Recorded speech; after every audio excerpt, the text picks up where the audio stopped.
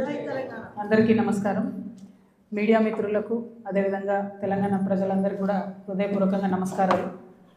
ఇవాళ తెలంగాణ రాష్ట్రంలో ఒక ఆడబిడ్డగా ప్రజల మధ్యలో 20 సంవత్సరాల నుండి పనిచేసినటువంటి వ్యక్తిగా నేను తెలంగాణ జాగృతి సంస్థను 19 సంవత్సరాల నుంచి ప్రజాహితం కోసం తెలంగాణ ప్రజల కోసం నడుపుతున్నటువంటి వ్యక్తిగా తెలంగాణ జాగృతి జనం బాట పేరిట మొత్తం యావత్ తెలంగాణను కూడా పర్యటన చేస్తున్న విషయం మీ అందరికీ తెలిసిందే. ఇట్లా పర్యటన చేస్తున్నటువంటి సందర్భంలో అనేక అంశాలు నా దృష్టికి వస్తూ ఉన్నాయి. ఒకటి, ప్రజలకు సంబంధించి ఏవైతే వసతులు కల్పించడంలో బీఆర్ఎస్ ప్రభుత్వం కాంగ్రెస్ ప్రభుత్వం విఫలమైందో ఆ అంశాలు నా దృష్టికి వస్తూ ఉన్నాయి. At the same time BRS ప్రజాప్రతినిధులు కాంగ్రెస్ ప్రజాప్రతినిధులు చేసినటువంటి అక్రమాలు ఆక్రమణలు దురాగతాలు దాష్టికాలు ఇవన్నీ కూడా నా దృష్టికి వస్తూ ఉన్నాయి. నేను ఏమాత్రం మొహమాటం లేకుండా ఏ పార్టీకి సంబంధం లేకుండా తెలంగాణ బిడ్డగా తెలంగాణ ఆడబిడ్డలకు ఉండేటటువంటి పౌరుషాన్ని ప్రదర్శిస్తూ నాకు వచ్చినటువంటి ప్రతి ఒక్క అంశాన్ని కూడా ప్రజలతో షేర్ చేసుకుంటున్నాను. నేను దాంతో ఏమవుతుంది, చాలామంది యొక్క అక్రమాల పుట్టలు కదులుతున్నాయి, వాళ్ళ పాపాల పునాదులు కదులుతున్నాయి. దాంతో నా మీద దాడి ప్రారంభించింది. ఏంది దాడి? నేను కాంగ్రెస్ పార్టీతోని అంటకాగి ఉన్నాను, కాంగ్రెస్ పార్టీతోని అండర్స్టాండింగ్తో నేను పనిచేస్తున్నాను, ఎందుకంటే నాకేదో ఫైనాన్షియల్ బెనిఫిట్ కోసం నేను పనిచేస్తున్నా అని చెప్తున్నారు. దీనికి ఎక్కడ మొదలుపెట్టిండ్రు? నేను ఎప్పుడైతే జాగృతి జనం బాట అని చెప్పి బయటికి రావాలనుకున్నానో ముందు సోషల్ మీడియాలో ఒక ప్రచారం మొదలుపెట్టిండ్రు.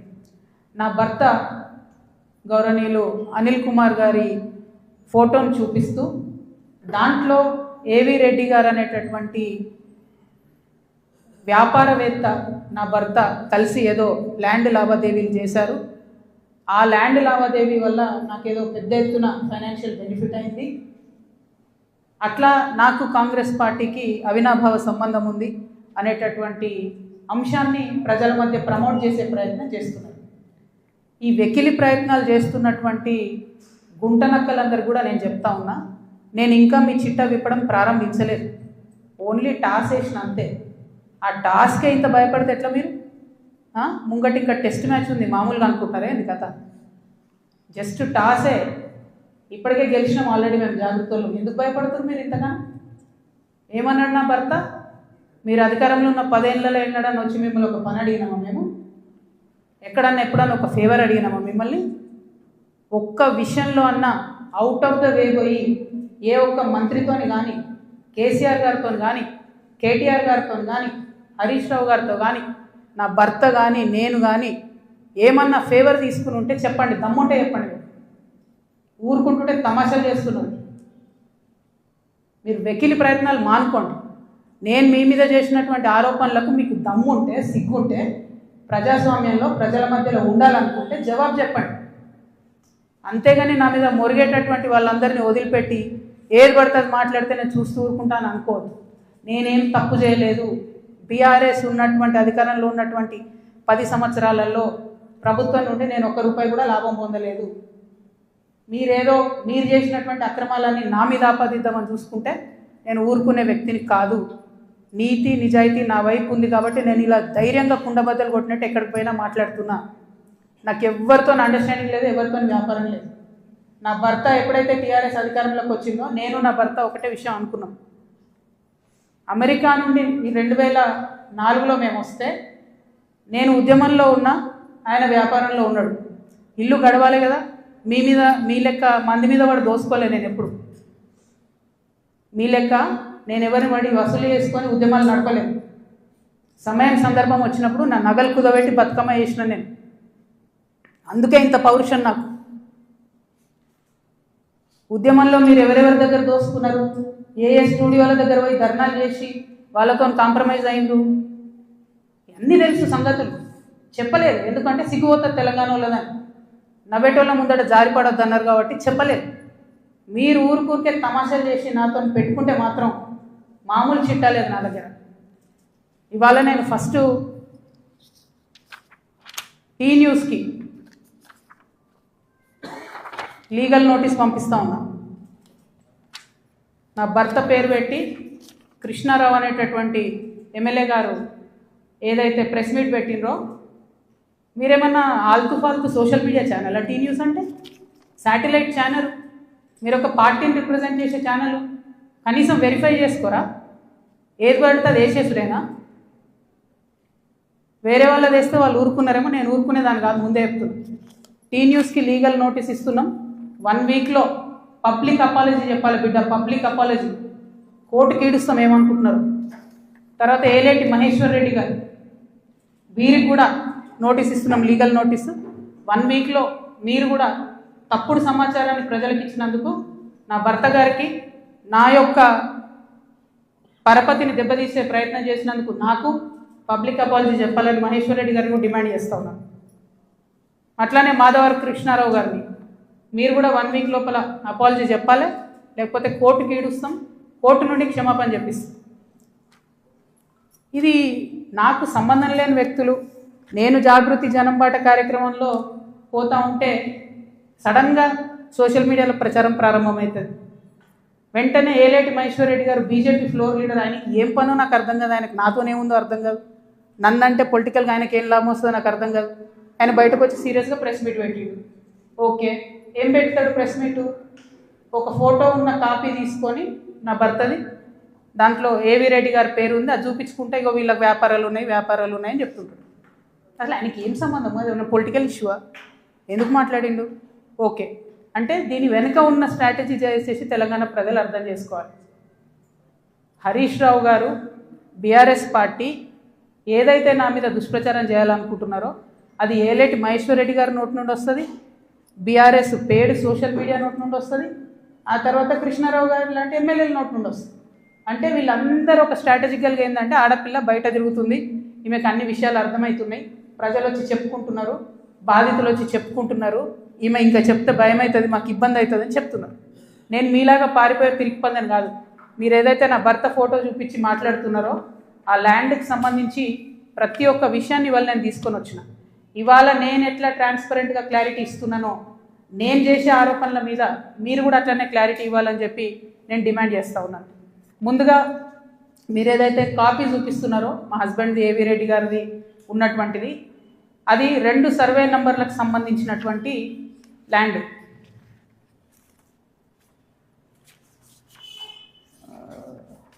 బ్రీఫ్ రవీంద్రబాబు,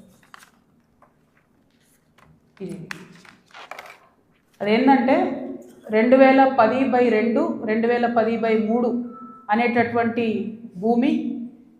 దీనికి 1975 నుండి కూడా ఈ భూమికి కంప్లీట్గా పట్టాలు ఉన్నాయి, దానికి పాస్బుక్లు ఉన్నాయి, కంప్లీట్గా ఇది ప్రైవేట్ ల్యాండ్. ఈ ప్రైవేట్ ల్యాండ్లో 4 వ్యక్తులు, 4 కొడుకులు, వాళ్ళకి మనిషి 4 ఎకరాలు వచ్చినాయి. ఈ మనిషి 4 ఎకరాలు వచ్చినటువంటి ఈ భూమిని అక్కడ ఒక కంపెనీ ఉంది, టేకంషా అనే కంపెనీ. ఆ టేకంషా అనే కంపెనీకి 37 ఎకరాలు ప్రభుత్వము అమ్మింది ల్యాండ్ ఒకప్పుడు. వాడేం చేసిండు, ఆ అమ్మిన ల్యాండ్తో పాటు ఈ ప్రైవేట్ వాళ్ళ భూమి కూడా లోపలేసుకొని కాంపౌండ్ వాళ్ళు పెట్టుకున్నాడు. ఈ ప్రైవేట్ వాళ్ళంతా కాంపౌండ్ వాళ్ళకి పోయింది కాబట్టి వాళ్ళంతా ఈ రియల్ ఎస్టేట్ వ్యాపారంలో ఉన్నటువంటి మా హస్బెండ్ ఇంకా కొంతమంది దగ్గరకు వచ్చారు. ఈ 16 ఎకరాల భూమికి దాదాపు ఒక 20 మంది ఆ భూమిలో ఉన్నారు. అందులో మా భర్త కంపెనీ కూడా ఒకటి. ఇది మొత్తం ప్రైవేట్ ల్యాండ్ మాది, నువ్వెట్లా కాంపౌండ్ లోపల పెట్టుకుంటావు అని చెప్పి ఒక 9 ఏళ్ళు నడిచినట్టుంది ఈ డిస్ప్యూట్ నాకు తెలిసి. ఇది మా ల్యాండ్ అని వీళ్ళు, కాదని వాళ్ళు. ఫైనల్గా 2019లో లోక్ అదాలత్లో, ఇగో ఇది బీఆర్ఎస్ గవర్నమెంట్ ఇచ్చిన పాస్బుక్, అది ప్రైవేట్ ల్యాండ్ అని చెప్పి ఫైనల్గా లోక్ అదాలత్లో 2019లో ఈ టేకంషా అనే కంపెనీ, ఈ 16 ఎకరాల ప్రైవేట్ పట్ట, వీళ్ళందరూ కూడా కాంప్రమైజ్ అయింది. 2019లో ఎప్పుడైతే కాంప్రమైజ్ అయినరో ఆనాడే ఆ ల్యాండ్తో నాకు కానీ నా భర్తకు కానీ సంబంధం లేదు. ఆ పట్టేదారుల తరఫున ఉండి కొట్లాడినటువంటి మా భర్త గారు, వాళ్ళ ఫ్రెండ్స్, వాళ్ళ కంపెనీ అందరు కూడా ల్యాండ్ అమ్మేసి బయటకు వచ్చేసారు. ఎప్పుడు? 2019. 2019లో మా హస్బెండ్ బయటకు వచ్చేసిన తర్వాత 2022లో ఫస్ట్ పర్మిషన్, బీఆర్ఎస్ గవర్నమెంట్లో ఫస్ట్ పర్మిషన్ ఇచ్చింది కన్స్ట్రక్షన్కి, 12 ఎకరాల ల్యాండ్కి కన్స్ట్రక్షన్. మరి పట్టా భూమి అయితే ఎందుకు ఇచ్చారు పర్మిషన్? మరి గవర్నమెంట్ భూమి అయితే ఎందుకు ఇచ్చారు పర్మిషన్? 19లోనే మా హస్బెండ్ ఎగ్జిట్ అయిపోయింది అక్కడితో. 22లో పర్మిషన్ వచ్చింది ఆ ల్యాండ్కి. మరి ప్రభుత్వ భూమి అయితే ఎట్లా ఇచ్చారు పర్మిషన్? సంతకం పెట్టింది ఎవరు? కేటీ రామారావు గారు. అంటే ఇప్పుడు మాధవరం కృష్ణారావు గారు ఏమంటుండు? కేటీ రామారావు గారు సంతకం పెట్టిండు అంటున్నా? కేటీ రామారావు గారు సంతకం తప్పంటుండా? ప్రభుత్వ భూమిని కేటీఆర్ గారు సంతకం పెట్టి ఇచ్చిండు అంటురా? ఏమంటుండ్రు? ఆ విషయం ప్రజలకు చెప్పాలి ఫస్ట్. ఇప్పుడు నేను ఆరోపణ చేస్తాను ఏంది, ఎలక్షన్కి పోయే ముందు అక్టోబర్ 7, 2023 అందరం ఎలక్షన్ దాంట్లో ఉన్నాం. ఎలక్షన్ జోన్లో ఏదైతే ల్యాండ్తో 2019లో మా భర్తకు సంబంధం లేకుండా పోయిందో 2023 అక్టోబర్లో బీఆర్ఎస్ ప్రభుత్వం కేటీఆర్ గారి మినిస్ట్రీ నుంచి 5 ఎకరాలకు చేంజ్ ఆఫ్ ల్యాండ్ యూజ్ ఇచ్చింది. అంటే ఇండస్ట్రియల్ భూమిని రెసిడెన్షియల్ భూమి కింద మార్చుకోవచ్చు అని చెప్పింది. మరి ఇది ఎట్లా వచ్చింది? ఏంది ఇది? ఎందుకు ఇచ్చారు ఎలక్షన్ కన్నా 2 రోజుల ముందు? ఏం లావాదేవీలు జరిగినాయి? దీంట్లో కృష్ణారావు గారి పాత్ర ఏంది? ఈ వ్యాపారం చేసే వ్యక్తి మీ సుట్టమట కదా, ఆయన పేరు నేను ఎందుకు చెప్తా బయట, కానీ మీ సుట్టమట కదా. మరి మీరు చేయించుకురా దగ్గరుండి? ఏంది ఇది? దీనికి నాకు సమాధానం చెప్పాలి. కేటీఆర్ గారు చెప్తారా, బీఆర్ఎస్ పార్టీ చెప్తుందా, కృష్ణారావు గారు చెప్తారా? దీనికి సమాధానం చెప్పాలి. ఎట్లా ఇస్తారు చేంజ్ ఆఫ్ ల్యాండ్ యూజ్? ఈ ల్యాండ్తో మాకు సంబంధమే లేదు. 5 ఎకరాలకు బీఆర్ఎస్ గవర్నమెంట్లో చేంజ్ ఆఫ్ ల్యాండ్ యూజ్ వస్తుంది. నిన్నగాక మొన్న 6 ఎకరాలకు కాంగ్రెస్ గవర్నమెంట్ కూడా అదే ల్యాండ్లో చేంజ్ ఆఫ్ ల్యాండ్ యూజ్ ఇచ్చింది. అంటే బీఆర్ఎస్ వాళ్ళు సపోర్ట్ చేసిన వ్యాపారవేత్తల్ని యాజ్ ఇట్ ఈస్గా కాంగ్రెస్ వాళ్ళు కూడా సపోర్ట్ చేస్తున్నారు. ఏంది ఇది? మరి ఎవరికి అండర్స్టాండింగ్ ఉంది? నాకుందా అండర్స్టాండింగ్? మీకుందా? మీ గుంపులు ఉన్న మనుషులది ఇగో ఇదే ఏవిరెడ్డి గారితో నవనామి వెంచర్స్, ఇదే ఏవిరెడ్డి గారితో పోచంపల్లి శ్రీనివాస్ రెడ్డి అనేట ఆయన పార్ట్నరు. ఈయన ఎవరు దోస్తు, ఎవరు బినామీ? పొద్దుగాలు లేస్తే రామన్నతోనే ఉంటాడు, కేటీఆర్ గారితోనే ఉంటాడు ఈయన. ఎవరైనా మరి మీకున్నాయా సంబంధాలు? నాకున్నాయా? పందెం కోడ్ల కేసు ఉండే శ్రీనివాస్ రెడ్డి అనేట ఆయన మీద, ఏమైనా చేసిండ్రా? ఆయన ఫామ్ హౌస్లో పందెం కోడ్లు ఆడించారని అరెస్ట్ అన్నారు, పోలీసులు అన్నారు, ఏదో అన్నారు, చేసిండ్రా? ఎందుకు చేయలేదు మరి? అంటే ఎవరిని కాపాడుతున్నారు? ఎవరికి బంధుత్వాలు ఉన్నాయి? ఏదో ఆడపిల్లను ఊరుకుంటా మీరు తమాషా చేస్తా అనుకుంటారేమో, తోలు తీస్తా ఒక్కొక్కరిది పట్టుకొని చెప్తున్నాను. ఇప్పుడు కృష్ణారావు సంగతి చెప్తే పాపం చిన్నోడు యాక్చువల్లీ, నేను ఎన్నుకుండి ఎవరు ఆడిస్తున్నారు ఆ గుంటనక్క సంగతి కూడా చెప్తా తర్వాత. కానీ కృష్ణారావు గారు నా మీద మాట్లాడంగానే ఇగో ఇంతమంది, ఇది కూడా పట్టుకోండి నాకు 5 బైకి, అది పట్టుకోండి ఒకసారి అది చూపి. ఇంతమంది బాధితులు వాళ్ళంతా ఫోన్లు చేసి ఎకరాలు ఇన్ని ఉన్నాయి అక్క, దయచేసి మాట్లాడండి అక్క. నిన్నటి నుంచి ఫోన్. ఓ దగ్గర 16 ఎకరాలు, ఓ దగ్గర 400 ఎకరాలు, CS 14 ల్యాండ్స్, మామూలుగా లేదు. ఒక దగ్గర ఎంత ఘోరం అంటే ఆఖరికి హైడ్రా కూడా పోయి కూలగొట్టింది. ఇక ఇంకొకటి క్లియర్గా చెప్తా పట్టు, ప్రణీత్ కన్స్ట్రక్షన్ ఒకటి ఉంది. ఎంత ఘోరం అంటే ఇది, ఇంట్లో కృష్ణారావు గారి అబ్బాయి, నాకు అబ్బాయి పేరు చెప్పడం ఇష్టం లేదు ఎందుకంటే ఆయన పాలిటిక్స్లో లేడు కాబట్టి, కృష్ణారావు గారి కొడుకు ఆయన డైరెక్టర్గా ఉన్నప్పుడు ఈ 70 ఎకరాల వెంచర్, పెద్ద వెంచర్ 70 ఎకరాలు మీకు కనబడుతుంటుంది. మొత్తం విల్లాలు కట్టిరు, ఇది పట్టుకోండి, మొత్తం విల్లాలు కట్టిరు, అన్ని A to Z విల్లాలు కట్టిరు. ఇలా ఎన్ని అలిగేషన్స్ ఉన్నాయంటే, ఇక్కడ నేను ఎల్లో మార్క్ చేసిన రోడ్ మొత్తం గవర్నమెంట్ రోడ్, అది కబ్జా, అది లోపలనే ఉంటుంది, దాని చుట్టూ కాంపౌండ్ వాళ్ళు. ఇక్కడ అసైన్ ల్యాండ్స్ ఉన్నాయి, అది కబ్జా. ఈ మధ్యలో చెరువు ఉంది, ఈ చెరువు 10 ఎకరాలు ఉంది అని చెప్పి, 10 ఎకరాల చెరువు ఇది అని చెప్పి ప్రభుత్వం సర్టిఫికేట్ ఇచ్చింది.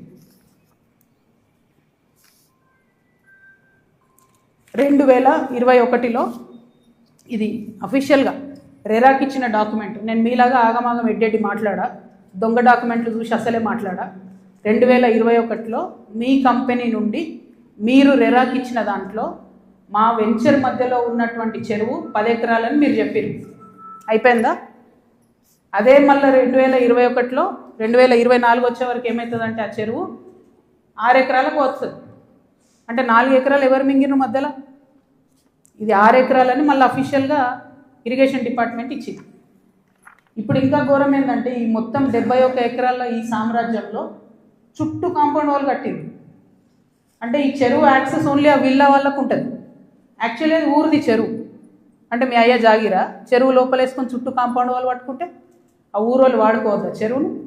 హైడ్రాకి దమ్ముంటే రేవంత్ రెడ్డి గారికి కానీ గవర్నమెంట్లో ఉన్న వ్యక్తులకి ఈ వెంచర్తో సంబంధం లేకపోతే యాక్సెస్ ఓపెన్ చేయండి, దానికి ఓపెన్ చేయండి. చెరువు మధ్యలో ఉంటుంది, చుట్టూ విల్ల, ఎక్కడికక్కడ కేజీఎఫ్ సామ్రాజ్యాలు. ఇంకొక మాట చెప్పిండు కృష్ణారావు గారు, ఏందో 307 గాజుల రామారంలో నేను ఏందో కబ్జా పెట్టినా అని చెప్పిండు. అది కబ్జా పెట్టింది నువ్వు వివేకానందే కదా, వివేకానంద గారు కదా, కేపీ వివేకానంద. ఎవరిని పోయినా చెప్తారు ఆడ అడిగితే. నేను కూడా పోయి వచ్చిన మొన్న హైదరాబాద్ పోయి కూలిస్తే.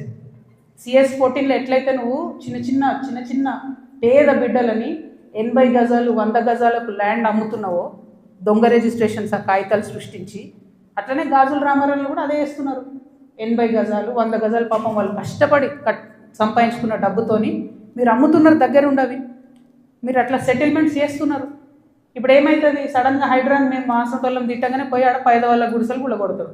మీకేం నష్టం అవుతుంది? ఆ పేదవాళ్ళ మీద కూడా మీరు ఏరుకుంటున్నారు పైసలు. అన్యాయం మీద 307 సర్వే నెంబర్తో నాకు సంబంధం లేదు. నా భర్త ఫోటో ఏదైతే చూపించారో దాని గురించి నేను ఇప్పటివరకు ఎక్స్ప్లెనేషన్ ఇచ్చిన. ఆ ఎక్స్ప్లెనేషన్తో పాటు కృష్ణారావు గారితో పాటు టీ న్యూస్ ఛానల్తో పాటు ఎలిమినేటి ఈయన పేరేంది మహేశ్వరరెడ్డి, అల్లేటి మహేశ్వరరెడ్డి గారికి కూడా లీగల్ నోటీసులు ఇస్తున్నాం. ఇంకా గమ్మత్ ఏంటంటే ఇప్పుడు ఈ చెరువు, దీని మధ్యలో ఉన్న చెరువు అని చెప్పిన కదా, ఆ చెరువు పేరు ఏంటి అంటే ఎండి ఉస్మాన్ కుంట. ఇక బీఆర్ఎస్ ప్రభుత్వంలో కేటీఆర్ గారి హయాంలో అద్భుతంగా ఏం జరిగిందంటే బోల్డని చెరువులను ప్రైవేట్ బిల్డర్స్కి డెవలప్మెంట్కి అండ్ బ్యూటిఫికేషన్ కానీ ఇచ్చారు. ఇలా కొన్ని జెన్యూన్ ఉన్నాయి, మంచినే వాళ్ళు పాపం బ్యూటిఫికేషన్ చేసారు CSR కింద. చాలా మటుకు ఎట్లున్నాయంటే ఇప్పుడు ఈ ఎవరైతే ప్రణీత్ బిల్డర్స్ ఉన్నారో, ఆ ఫోటో పట్టుకో, ఆ మొత్తం 71 ఎకరాలు కట్టినటువంటి ప్రణీత్ బిల్డర్కే ఈ ఉస్మాన్ కుంట చెరువు డెవలప్మెంట్కి ఇచ్చారు. ఇస్తే ఆయన ఏం చేసిండు, దాన్ని డెవలప్ చేసి ఊరోళ్ళకి ఇవ్వకుండా డెవలప్ చేసి అందులో 4 ఎకరాలు మింగి, ఆ 4 ఎకరాలలో 8 విల్లాలు కట్టి చుట్టూ కాంపౌండ్ వాల్ పెట్టి జనంకి అవకాశం లేకుండా చేసారు. అంటే నీకు డెవలప్మెంట్ కానీ ఇస్తే నువ్వు మింగేసినావు. అందులో నీ కొడుకే డైరెక్టర్ ఉన్నాడు కృష్ణారావు గారు. మరి సమాధానం ఇప్పుడు చెప్పు, ఏం చెప్తావు నాకు అర్థం కాదు. ఏదో నిన్నటి నుంచి తమాషా చేస్తున్నట్టు జాగృతులు దాడి చేస్తారు, గీడి చేస్తారని. మాకు అట్లాంటి ఆలోచన ఏం లేదు. మేము మీ మీద దాడి చేసేంత పెద్ద వ్యక్తి మీరు కాదు. ఫస్ట్ థింగ్ వదిలేసేయండి, మీ మీద దాడి చేసే అవసరమే లేదు. మీ వెనుకో గుంటనక్క ఉంది చూసినావా, వాళ్ళని మాత్రం వదిలిపెట్టాను. ఆ గుంటనక్కకి చెప్తున్నాయి ఇప్పుడు వినమని. ఆ గుంటనక్క ఇంటుంటాడు, ప్రెస్ మీట్ నాకు తెలుసు. సియాట్ ల్యాండ్స్ ఉండే, దాన్ని తర్వాత ఏం చేసిండ్రు, సెయింట్ గోబెన్ అనే కంపెనీకి ఇచ్చిర్రు 70 ఎకరాలు. దాని తర్వాత ఏం చేసిర్రు, ఈ గుంటనక్క రికమెండ్ చేస్తే మన BRS government favourite builder Vasavi ఉన్నాడు కదా, ఆ వాసవి బిల్డర్కే ఇచ్చిర్రు. అయితే ఒక అధికారి దానిలో చాలా కీలక పాత్ర. ఆ అధికారి ఇప్పుడు ఈ గవర్నమెంట్లో కూడా కీలకంగా ఉన్నాడు. కానీ ఖచ్చితంగా ఆ సెయింట్ గోబెన్ ల్యాండ్కి సంబంధించి ఆ అధికారి పేరు, నేను చెప్పే గుంటనక్క గారి పేరు 2 కలిపి నేనే ఇస్తా. విజిలెన్స్కి ఇస్తా, ఈడీకి ఇస్తా, సిబిఐకి ఇస్తా. ఇక చూసుకోరు, ఏం చేసుకుంటారో వేసుకో. నేను మీలాగా ఫాల్తు అలిగేషన్స్ చేయను. నా భర్త ప్రైవేట్ ల్యాండ్లో వ్యాపారం చేసిండు. ఏ రియల్ ఎస్టేట్లో ఉన్న వ్యక్తి అయినా చేస్తాడు. మేమెన్నడూ ప్రభుత్వ భూమి జోలికి పోలేదు. ప్రభుత్వానికి ప్రజలకు నష్టమయ్యే ₹1 పని కూడా మేము చేయలేదు. మీరు అనవసరంగా లేనిపోయిన అలిగేషన్స్ నా మీద వేసి ఈమె ఏదో జనం బాట పేరుతో జనంలో పోతుంది, ఈమెను డిస్టర్బ్ చేద్దాం, మైండ్ ఖరాబ్ చేద్దాం అనే ఆలోచనలు పెట్టుకుంటే మాత్రం నేను చూస్తూ ఊరుకోను. ఇవాళ జవాబు ఎందుకు ఇస్తున్నా అంటే నేను మీలాగా వెన్ను చూపించి పారిపోయే వ్యక్తిని కాదు. నా మీద వచ్చిన అలిగేషన్కి అవుట్ రైట్గా సమాధానం చెప్పే వ్యక్తిని. నా జాగృతి కార్యకర్తలందరికీ కూడా, తెలంగాణ ప్రజలందరికీ కూడా నేను క్లారిటీగా చెప్తున్నాను. 10 ఏళ్ళ బీఆర్ఎస్ పాలనలో నాకు ఏ దాంతో కూడా సంబంధం లేదు. నన్ను నిజామాబాద్ వరకు పరిమితం చేసిండ్రు. 5 ఏళ్ళే నేను యాక్చువల్గా ఉన్నది పవర్లో. ఆ 5 ఏళ్ళు ఎంపీగా ఉన్నప్పుడు ఢిల్లీ, నిజామాబాద్, హైదరాబాద్. నా మొత్తం ట్విట్టర్ చూసుకోండి, నా క్యాలెండర్ చూసుకోండి. ఇప్పుడు ఎట్లయితే జనం బాట పేరు పెట్టుకొని ప్రతిరోజు తిరుగుతున్నానో అప్పుడు కూడా నేను మన ఊరు మన ఎంపీ పేరుతో నిరంతరం ప్రజల మధ్యలో ఉన్నా. పైరవేలు చేసుకోలే నేను ఎప్పుడు. నేను చాలా గర్వంగా ఫీల్ అయినా. నేను తెలంగాణ నుండి మొదటి ఎంపీగా పార్లమెంట్కి పోయినా. కొట్లాడుతుంటే మీ పిచ్చిలేసినట్టు గంటలు ఒరుతుంటే మీ పార్లమెంట్లో ఎంత ఫైట్ చేసినాం స్టేట్ కోసం. మీరేమో మేము ఆడ ఢిల్లీలో కొట్లాడుతుంటే ఇక్కడ ఏసీ ఆఫీస్లా ఉండి పందికొక్కుల్లాగా కేసీఆర్ గారు నీడనే ఏరి ప్రజల సొమ్ము తిన్నది కాకుండా ఉల్టా నా మీద వెకిలి ప్రయత్నాలు వేస్తే మాత్రం ఒక్కొక్కరిది కాళ్ళు ఇరగొడతా చెప్తున్నాను. నాకు ఇట్లాంటి భాష మాట్లాడడం ఇష్టం ఉండదు. ఇలా మాట్లాడక తప్పని పరిస్థితి అవుతుంది. లేనిపోని అంటగట్టకండి. 10 ఏళ్లలో ఎన్నడూ ఎవరు గవర్నమెంట్లో నా భర్త పేరు వినలేదు. ఇవాళ మీరు ఆయన మీద అలిగేషన్ చేస్తున్నారు. ఆయన ఫోన్ ట్యాప్ చేస్తారు, సిగ్గుండాలి. ఇంటర్లో ఫోన్ ట్యాప్ చేస్తారు, ఇటువంటి వెధవ ప్రచారాలు చేస్తారు. ఇంకా కళ్ళు చల్లబడతలేవా మీకు? పార్టీలకి నిలగొట్టారు కదరా బయటికి. ఇంకేంది? నేను ఊరుకునేదాన్ని కాదు బిడ్డ, చెప్తున్నా. ఇప్పుడే మొదలుపెట్టినా. మీరు సెయింట్ గోబెన్ సంగతి చెప్పండి. వాసవికి ఇచ్చినటువంటి 100 భూములు ఉన్నాయి. ఇవాళ గవర్నమెంట్ని, కాంగ్రెస్ గవర్నమెంట్ అంటారు కదా మీరు, హిల్ట్ పాలసీ పెట్టి దారాదత్తం చేస్తున్నారని. దానికి కిటికీలు తెచ్చింది ఎవరు? దానికి బీజం వేసింది ఎవరు? డిస్టిలరీ భూములు అమ్మినరా? లీజుకి ఇచ్చిన భూములు. లీజుకి ఇచ్చిన భూములల్లో ప్రజలకు డబుల్ బెడ్రూమ్ ఇల్లు కట్టియాలి, హాస్పిటల్ కట్టాలి, స్కూళ్ళు కట్టాలి. ఇండస్ట్రీ తీసేస్తే ప్రైవేట్ వ్యక్తులకు ఎట్లా అమ్మేందు? దాని మీద సంతకం పెట్టింది ఎవరు? కేటీఆర్ గారు కాదా? చాలా కంపెనీలు ఉన్నాయి. మీరు కూడా సెలెక్టివ్గా లీజుకి ఇచ్చారు కదా. మీరు కిటికీలు తెరిచిర్రు, ఈ గవర్నమెంట్ దర్వాజాలు తెరిచిర్రు దోసుకొని తినండి అని చెప్పి. జనానికి మాత్రం ఏం చేయకండి. హాస్పిటల్ కట్టకండి, స్కూళ్ళు కట్టకండి. ఎవడన్నా నాసంటోడు అడిగితే మా మీద ఉల్టా అలిగేషన్ ఇవ్వండి. అల్టిమేట్గా ప్రజా జీవితంలో ఉన్నటువంటి వ్యక్తులుగా, ఒక ఆడబిడ్డగా, తెలంగాణ ప్రజల మంచి కోరుకునేటటువంటి వ్యక్తిగా నేను మీ అందరినీ కూడా రిక్వెస్ట్ చేసి చెప్తా ఉన్నాను. నా మీద బీఆర్ఎస్ పార్టీ ఏదైతే విషప్రచారం చేస్తుందో, నా మీద, నా భర్త మీద, దాంట్లో ఇనుమంతా కూడా సత్యం లేదు. దానికి సంబంధించి అన్ని కాగితాలతో సహా నేను చూపించడం జరిగింది. ఇక ముందు కూడా నా మీద ఎవరు ఏ ఆరోపణ చేసినా నేను ఖచ్చితంగా జవాబు చెప్తాను. జవాబు చెప్పిన తర్వాతనే నేను ప్రజల పక్షాన నిలబడి వారిని ప్రశ్నిస్తాను. వారు మాత్రం జవాబు చెప్పకుండా వెన్నుపూస చూపించి పారిపోతూ ఉన్నారు. అది కరెక్ట్ పద్ధతి కాదు. మేమేదో మీ విఘ్నతకే వదిలేస్తున్నామంటే ప్రజలేం వదిలిపెట్టరు. టైం చూసి కర్రు కాల్చి వాత పెడతారు. మీరేం గొప్ప నాయకులు కాదు, పెద్ద నాయకులు కాదు. ఎంత పెద్ద నాయకులైనా ప్రజలకు జవాబుదారీ అన్న విషయాన్ని మర్చిపోయి మీరు ప్రవర్తిస్తే మాత్రం ఊరుకునేది లేదు. ఇది తెలంగాణ, ప్రజలు మేలుకుంటారు, ఖచ్చితంగా మాట్లాడతారు. Thank you. జై తెలంగాణ.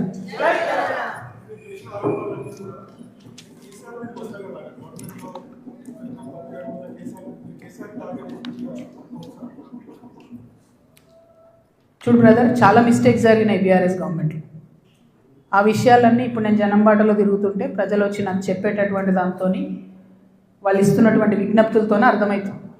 నేను మళ్ళీ చెప్తున్నా, ఎంత పెద్ద నాయకుడైనా ప్రజలకే జవాబుదారి. 100కి 100% ప్రభుత్వం నుండి లీజుకి ఇచ్చినటువంటి ఇండస్ట్రియల్ ల్యాండ్స్ సెలెక్టివ్గా వ్యాపారవేత్తల కోసం బీఆర్ఎస్ గవర్నమెంట్లో సంతకాలు పెట్టి మరి ఆనాడే ప్రైవేట్ వ్యక్తులకు దారాదత్తం చేసి, ఆ సంతకాలు పెట్టింది ఎవరు, పెట్టించడం వెనుకుందెవరు, అది time has to decide. Congress government ఏంది, చాలా ఆరోపణలు చేస్తున్నారు. రేవంత్ రెడ్డి గారు అయితే చాలా ఏమంటారు, రేపు పొద్దుగాలనే నేను వీళ్ళందరినీ జైలు వేస్తా అన్నట్టు ఏదో బీఆర్ఎస్ అంతా అవినీతిమయమని చిత్రీకరించి వచ్చారు. ఆయన ఎక్కడ ఏం చేయట్లేదు. ఎందుకు చేయట్లేదు? బీఆర్ఎస్ వాళ్ళు వేసినటువంటి దొంగదారులను కాంగ్రెస్ రహదారులుగా మారుస్తున్నారు. వాళ్ళు ఎవరైతే ప్రైవేట్ వ్యక్తులకు ఇచ్చిరో మళ్ళీ అదే కంపెనీలతో వీళ్ళు అండర్స్టాండింగ్ పెట్టుకుంటారు, వాళ్ళతో మాట్లాడతారు. అంటే రేవంత్ రెడ్డి గారి పరిస్థితి ఇప్పుడు ఎట్లుందంటే, అప్పుడే కప్పం తిన్న పాము ఎట్లుంటుంది, కడుపు నిండింది, నేను సీఎం అయినా, అవినీతి అయితే నాకేంది, రాష్ట్రం ఎటు పోతే నాకేంది, వాగ్దానాలు ఎటు పోతే నాకేంది అని చెప్పి ఆయన సైలెంట్గా ఉన్నాడు. ఆయనకి ఈ బీఆర్ఎస్ పార్టీలో జరిగినటువంటి వ్యాపార లావాదేవీలకి అవుట్ రైట్గా సంబంధం ఉంది కాబట్టి వాళ్ళు సైలెంట్గా ఉన్నారు. So let time decide. ఎప్పుడన్నా ఎవరైనా ఎంక్వైరీ చేస్తే డిసైడ్ అయితే చూద్దాం. ఏమీ కాకపోతే నాకెప్పుడో ఒకసారి టైం వస్తుందిగా, దేవుడు దయ ఉంటే నేను ముఖ్యమంత్రి అయితే కదా ఒకనాడు. ఆనాడు మాత్రం 2014 తెలంగాణ వచ్చినప్పటి నుండి ఇప్పటి వరకు అన్ని అన్యాయాల మీద నేను మాత్రం ఆరాధిస్తాను. ఎందుకంటే ఎవరు వచ్చి బయటకు వచ్చి మాట్లాడినా వాళ్ళని దబాయించాలి, వాళ్ళ మీద ఒక కేసు వేయాలి, వారిని ఏదో అనాలి, బురద జల్లాలి అని అంటే కుదరదు. నేను అట్లా ఊరుకునే వ్యక్తిని కాదు. నేను తప్పు చేస్తే నేను క్షమాపణ అడుగుతాను. నేను కోరిన క్షమాపణ జనం బాటలో ముందుకెళ్ళినప్పుడు. ఎందుకు కోరిన క్షమాపణ? నేను అదే గవర్నమెంట్లో ఉండి అమరవీరుల కుటుంబాల కోసం గట్టి కొట్లాడాల్సిందే అని నాకు మనసుకు అనిపించింది కాబట్టి నేను క్షమాపణ అడిగిన. ఉద్యమకారులను కేవలం నా ప్రాంతంలో చూసుకున్నా కానీ వేరే దగ్గర చూసుకోలేకపోయినా అనే ఉద్దేశంతో క్షమాపణ కోరినా నేను. అట్లే చెప్తున్నా, నేను తప్పు చేస్తే ప్రజలకే చెప్తారే తప్పు చేసినారా భయ్ సారీ అని. నేను తప్పు చేయలే, అందుకే ధైర్యంగా చెప్తాను నేను తప్పు చేయలే. అయినా సరే నా మీద ఏదో బుర్ర చల్లాలి అంటే ఊరుకోను. భగవంతుడు నాకు అవకాశం ఇచ్చినప్పుడు మాత్రం అన్ని బండారాలు కూడా బయటికి తీస్తాను. నేనేడో టార్గెట్ చేసిన భయ్. ఇప్పుడు నేను నిన్ను కొడతా, నువ్వు నన్ను కొట్టావా చెప్పు. వాళ్ళు నన్ను టార్గెట్ చేస్తే నేనేం చేయాలి మరి? నేను ఊరుకోవాలన్నా? నేనైతే గాంధీ తాతను కాదు, నేను అస్సలే మంచిదని కాదు నేను చెప్తున్నా. నేను కేసీఆర్ గారు అంతా ఓపిక నాకు లేదు, అస్సలే మంచిదని కాదు. నేను ఊరుకోను, నన్ను కొడితే 2 కొడతా ఉల్టా. ఎందుకంటే నా తప్పు లేకుండా కొడుతున్నారు, నా తప్పు లేకుండా మాట్లాడుతున్నారు. అది కరెక్ట్ కాదు కదా.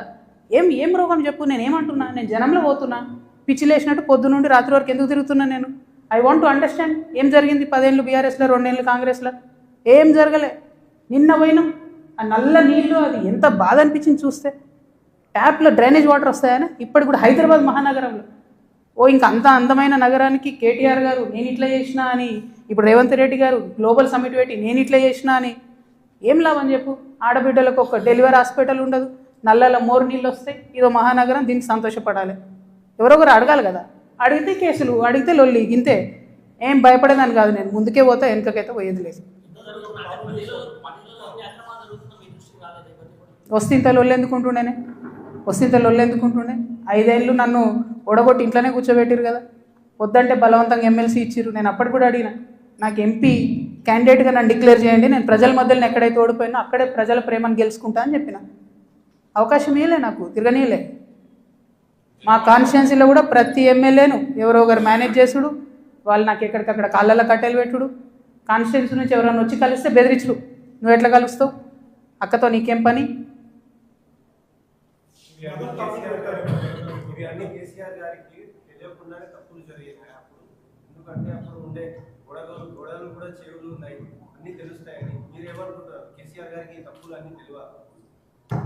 నేనేమంటున్నా బ్రదర్, కేసీఆర్ గారికి తెలుసా తెలియదా కేసీఆర్ గారు చెప్పాలి. ఇప్పుడు వీళ్ళందరూ ఏంటంటే మేమందరం చాలా పెద్దవాళ్ళము, కవిత మా మీద ఆరోపణలు చేస్తే కూడా మేము రిప్లై అయిపోయినా ప్రజలు చూస్తలేరు అనుకుంటారు. విఘ్నత అని హరీష్ రావు గారు అట్లే అంటారు. కేటీఆర్ గారు ఆయన ఎప్పుడు చెప్తాడో నాకు తెలియదు, నాకు సంబంధం లేదు. నేను కంపెనీ పేర్లతో సహా చెప్తా. ఎవరెవరి కంపెనీలకు లీజ్ ల్యాండ్స్కి అవుట్ రైట్గా చేంజ్ ఆఫ్ ల్యాండ్ యూజ్ చేసి కన్వర్షన్ చేసి ఎవరికి ఇచ్చినో నేను చెప్తాను. సంతకాలు ఎవరు పెట్టిరా లేదా వాళ్ళు చెప్పాలి ప్రజలకు. చెప్తే షూర్ సంతోషం. ట్రాన్స్పరెన్సీ కదా ప్రజలు కోరుకునేది.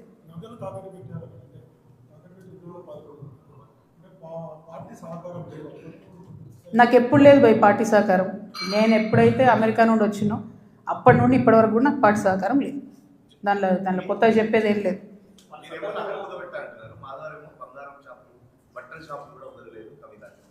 ఆయన పాపం ఆయన వాడుకుంటుర్రే, ఆయన వెనుకో గుంటనక్కు ఉంది, ఆ గుంటనక్క ఆయన రెచ్చగొట్టి వాడుకుంటుంది. టైం వస్తే చెప్తా కదా.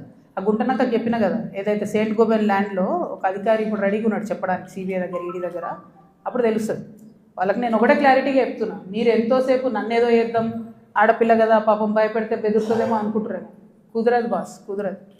ఇది మారింది, పాలిటిక్స్ మారింది, టైం మారింది, అట్లా కుదరదు.